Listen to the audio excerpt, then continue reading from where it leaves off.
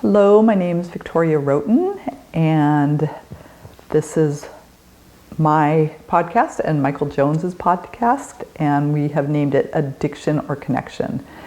And the essentials of that idea is that if you're not connected to yourself and can't share who you really are authentically and share that with another person, you probably will end up in so much pain that you're going to need some type of addiction or another. And that we all have that need, that really deep need for connection. And in certain families, cultures, genders, it's not encouraged to really know who we are at a deep level.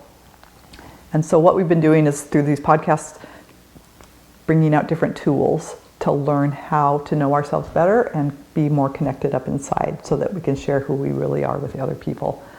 And I certainly came from a family where if you had a problem with someone in the family, you just pretended you didn't and got up and smiled and acted like nothing was a problem. And so I never really learned how to talk about something that was upsetting to me or share that with another person. So what we're doing today is we're going to be talking about something called the clearing model, which is a way of discerning what it is we're upset about with another person, and more importantly, going inside and seeing what is being triggered by the event that caused the disruption in the relationship. I would like to talk here about my really, really close friend, Denise. We've done one other podcast together, and she also, came from kind of the same background I did and learned the clearing model, so we were going to practice the clearing model together and hopefully teach other people how to use it. So would you like to talk a little bit about it first? Sure. Well, you said some good things about it. I see it as a tool to help me figure out what I need and what the mistaken belief is at play with, like you said, the disruption with the other person. And it's a tool for clarity, and it's empowering because it takes me out of the victim role and puts me in a place of meeting my own need, which is something that I need a lot of help doing, or did need a lot of help doing, especially growing up, but as an adult as well. Yeah, so again, using the clearing model is when there is something that another person has done, not necessarily on purpose, but that we find caused us pain. And the word I like to use is we feel triggered, but I think sometimes that's used too vaguely. So when I use the word triggered, I mean you either kind of want to yell at the person and say, hey, you jerk, why are you being so selfish? Or you're triggered and you want to get away and pretend nothing's going on because you know it's not going to be effective to talk about it, or you shut down. So in the parlance of psychology, we call that fight, flight, or freeze. And I'm sure all of you are aware, like when you go into that fight mode, you're trying to get the other person to see your point of view. When you're trying to run away, you realize, hey, I'm probably not going to get my point of view heard. And when you freeze, you just can't think of what to say at all. You just shut down and you're numb. So this gives you a set of questions to follow to try to work on clearing things up. And for many of us, it's kind of the first time we've had a model or a guide on how to clear up problems within a relationship. It was very important to me and a novel idea that I could talk through things with somebody I cared about. Mm-hmm. Yeah, it provided a structure which created safety because it was this set of questions. And like I said, I grew up shutting down from myself and I didn't want to know or didn't know how to know what I needed or wanted. And so this is asking me to figure that out and be responsible for that instead of having everyone else be responsible and be at the effect of everyone else. And so as it became a tool for me, and now in my life, I have that ability to think, I'm getting flooded or triggered, what do I need right now? And it's So I don't necessarily need to use the same structure, but it is ingrained in me, and it's been really helpful for me to get there. Right, and I would also add that you don't always have to have the other person in the room. Sometimes we just need to clear so that we can understand what is being triggered inside of us. So, it doesn't require that the other person be there. It's more about the knowledge we have about ourselves and knowing what it is that is coming up for us. Right. I did want to say that the clearing model, I didn't make it up. It came from a group therapy community that we were both in, and we think the originator of the clearing model was someone named Elaine Gowell, although we're not positive, but I did want to give credit where credit is due. I just don't know exactly what the genesis of the clearing model is. So maybe we should lay it out, and then both Denise and I are going to do a clearing with each other and show what it looks like and what it doesn't look like. We can maybe give an example of a bad clearing. But anyway, there's 4 main questions. Is it 4 or 5? Five questions. So the first question is, so you're upset with someone, say, I'm upset with you about something. The first question I ask myself is, what do I feel? And there's if you look at a feelings wheel, you can get them off Google, they'll list like 100 feelings. But what we have done is simplified it to kind of what you would think of as the 4 primary colors, like the 4 primary feelings: mad, sad, glad, scared. And of course, there's happy. But since you're upset, glad, mad, sad, scared. Okay, so the 4 major feelings. So instead of trying to figure out the nuances of what type of anger you're having, just say angry. So I'm feeling sad and scared because, and then you name the behavior.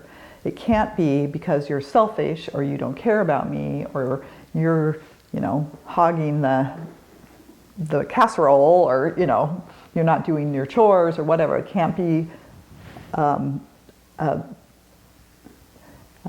it can't be a critical statement about the other person. It's a neutral statement. When you do this, when you eat all the leftovers and then leave the dishes in the sink. It has to be just, without that criticism about the behavior. You just name the behavior. Or the belief that you have from the behavior, like you're saying, you're a selfish bastard. Right. That's the conclusion you've come to, but it's not the actual behavior. Yep.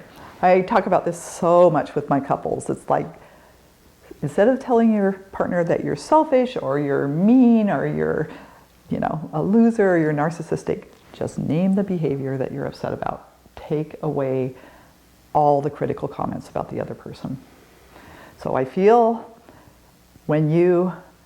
because I think it means about me.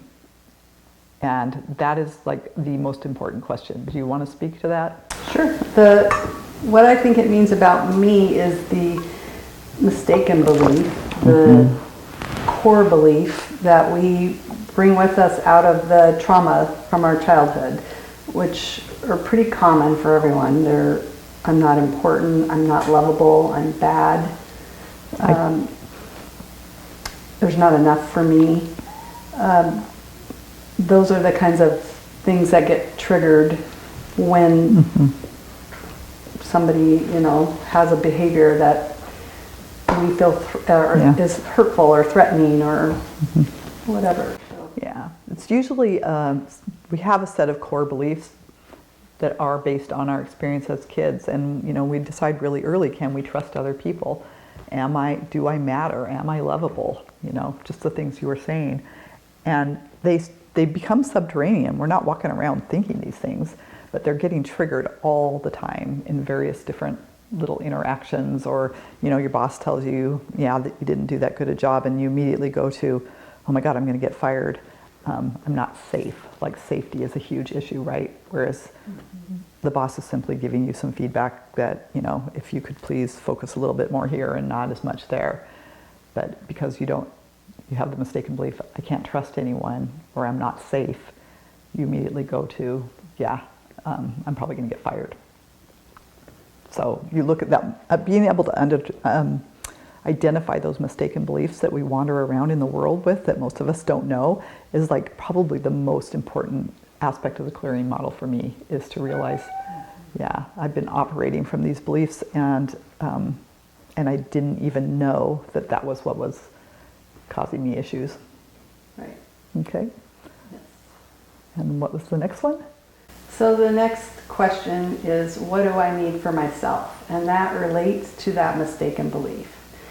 What need do I have? What do I need to know from that mistaken belief for myself? So if the mistaken belief is, I'm not safe, I would need to know, can I keep myself safe? Am I able to be safe? Or I'm not lovable. Am I? Do I think I'm lovable? That question is about meeting my own need. And the fifth question is what I want from you. And that relates to questioning also the mistaken belief. We avoid asking for behavior changes. I want you to do the dishes every day because that will make me feel safe. Or I want you to tell me this or that. That is, again, putting responsibility for myself on somebody else. And so the last thing is around just what I want to know is. And so I would say, do you think I'm lovable? Do you know, if the mistaken belief is that I'm not safe, or do you want to harm me? You know, I mean, you would just ask information based on that mistaken belief. Yeah.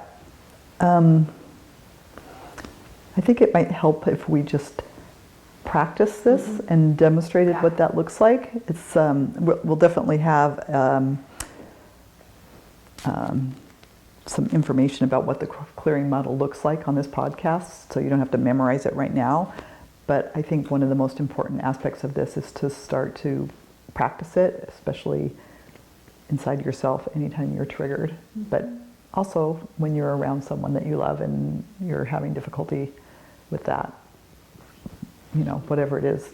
We in our world we call it getting hooked. Whatever it was that hooked you, like someone threw out a fishing line and you grabbed the hook. So what is it you need to be able to let go of that hook?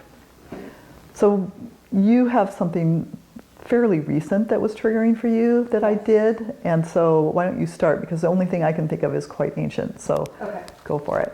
Yeah, and the other thing is I've always judged what I've been mad about or hooked by. Oh, that's stupid, or this is silly, it's not worth it, and really it is, because it does relate to those underlying beliefs, which are extremely important. And that's what it's about. So, are you willing to hear a clearing from me? Of course. Victoria? Always. So, thank you. I feel mad and sad because when you interrupted me yesterday on the phone, what I think it means about me is that I'm not important. What I think doesn't matter. What I need to know for myself is that I am important and I do matter. What I'd like to know from you is if you think I'm important. Absolutely. I always think you're important. I'm really glad you told me, and it is something that I am working on. I mentioned that earlier. I tend to jump in a little too soon or interrupt when I have an idea, and I don't want to do that to the people I love. I want to give you more space. So yeah, I'm sorry about that. And please, anytime I do that, speak up. I think there is another piece. So yeah, what I need to know from you is, you know, am I important? I think that was the main gist of it. And I said, of course, I love you and you are very important to me. But I also think it's worth saying it would help me if you would be conscious of the fact that you occasionally interrupt me. really ask for what it is that you're looking for. Because I also use the clearing model in that way. Like, I want to know if the person does think I'm important, but also I want to know if they'd be willing to look at their behavior that I've been struggling with. So I think that's a little more nuanced than that. Seem reasonable? I mean, it might not be a totally accurate description of how the clearing model was laid out for us, but I think it's okay to tweak it a little bit here and there, and that's been my tweak. Yeah, absolutely. I do that in real life all the time. Right. I do ask for what I want. I maybe don't hold an expectation that somebody has to change their behavior for me, but it's okay for me to ask. Absolutely. So, Absolutely. And actually, if they're not interested in changing their behavior, that's important information too. Like, am I going to be wanting to hang out with someone that only talks about themselves? And when I start talking about me, they start interrupting. That's an important thing to note. And if you don't ask, there might be, they might actually be willing to make a change. But you might just decide, hey, I don't want to be friends with this person because of blah, blah, blah, and not give them that chance to look at their behavior and see if that's something they want to do differently. So the other thing I wanted to say about the what it means about me line is that in the beginning, that was the hardest, and I think it still is the hardest piece. And what I was told is that you could start by saying what I think it means about you, and that can help you get to what it means about me. So, so for example, I would say what I think it means about you is that you're mean to me, or you're an asshole, or you're, and then I would, and what does it mean? What does that mean? And, kind of just keep getting closer and closer, because I had no idea what it meant about me or what was going on inside of me.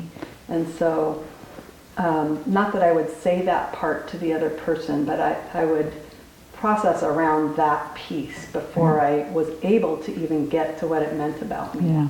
And sometimes that was helpful for me to get there, is by, well, this is what it means about you, and not edit my thinking about it, just kind of get messy, and then that would help me get there. Yeah, I like that. I do that with couples all the time. I'll say, one of them will say, you're selfish, and I'll say, and what does his selfishness mean about you? Well, it means that he doesn't care. Well, what does that mean about you? Until you finally get to that subterranean belief of, well, bottom line, it means I don't matter. Right. But you kind of have to work your way down, so I do agree with that. But if you're actually sitting and clearing with someone, you don't want to start with, I'm selfish, you're selfish. You want to start with, this is the behavior. Right. The clearing model is the outcome of your thinking and your figuring and your... Yeah, you're supposed to spend time with yourself before you do the clearing. Sometimes, you have to pause and reflect and go, oh, okay, I get it. Now I have the tools or the information from inside of me that I can actually do this clearing. In the moment, you're probably not going to be able to because you're already so triggered. Right. So the next piece that we were going to do is I was going to do a clearing with you. And this is from a long time ago, but it's something that, because I couldn't think of anything current, I thought I would just use as an example. Don't really have any feelings about it anymore, but I certainly did at the time. Right. And so the clearing I want to do with you is about when we used to walk all the time. Every Sunday we would get together and walk and have a cup of coffee. And at some point you suddenly told me that you really didn't want to do that anymore because your boyfriend wanted to spend more time with you and you wanted to spend more time with him. And so if I were to clear about that, it would sound something like, Denise, when you decided that you didn't want to walk with me on Sunday mornings anymore and that you would prefer to spend time with your boyfriend, I felt frustrated and I felt sad and I probably also felt anxious. And I think it means about me, or I thought it meant about me, that I wasn't lovable, that I wasn't important, and that it wasn't really safe to trust, because I had put so much trust in you as a friend, and it was so hard for me to do that. And what I need to do for me is that I really do matter, and that I can trust myself to make good choices. And what I want to know from you is, did I matter to you when you did that? You did. Mm-hmm. You absolutely mattered to me. Mm-hmm. You always have mattered to me greatly. Mm-hmm. Yeah. Yeah, that. Yeah. And I guess, normally I would say something like, going forward, it would really be important to me that you didn't suddenly just stop doing something that was an important ritual between us without us having, a conversation or making sure that it wasn't an all or nothing decision. Okay. Yeah. So, again, I think that's a good example of a clearing. It's much harder when there has been a huge rupture in the relationship because of something like an affair or some kind of violence, or there are times where clearing isn't really going to be that helpful because the relationship is actually so broken that what needs to happen is either you need to go into counseling as a couple, or as a family situation, or possibly that it's just a very unhealthy relationship. I do think it's still important to realize the things that are being triggered, even if it is a really unhealthy relationship, such as, I'm not lovable, I don't matter, I'm not enough, because there's probably a reason that's probably a belief that you brought with you from your childhood, and it's also probably the reason you picked this person out, because they're familiar. So understanding that those are the mistaken beliefs that are driving your decisions, I think, is also really important to understand. Yeah. Yeah, I think the clearing model is, like you said, there's certain examples in relationships where it's kind of beyond that.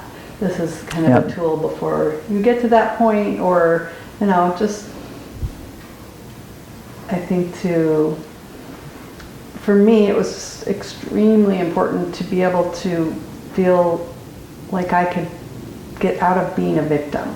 Yeah. And I didn't really know I was being a victim. I felt very righteous most of my life about, people doing things to me all the time. Right. And so starting to get that, like, wow, this accountability thing, like, I can figure out myself, I can meet my own needs. I mean, I understand we all need each other, but if I continually put my safety and my value on other people's shoulders or in their hands, right. I am in grave danger, So especially with the way that the people I found to get that from, it was going to replicate what I've experienced as a child of not getting my needs met and not being seen and not being valued. And so, like, finding you in my life there was some way where that was just a miracle that really happened, and I was, I did recognize you as a source of love and somebody that I could have a friendship with. Yep. But that wasn't a typical thing, Yeah. Most of the people I associated with were really, in a different place, kind of more similar to what I was experiencing growing up. So, Yeah. So I hope that this clearing model can be helpful to people. Again, I think it's important to be able to assess whether a relationship is safe enough to be able to have this kind of conversation. Is the other person going to listen instead of just immediately flashing back at you with negative comments or, comments about you and what they think about you instead of defensiveness. Thank you. Well, and that's important, is that we ask, are you willing to hear this clearing, that we both are using the same set of tools? That's the way it's going to work, Right. And are we invested in this relationship enough to go deeper and to hear each other like this?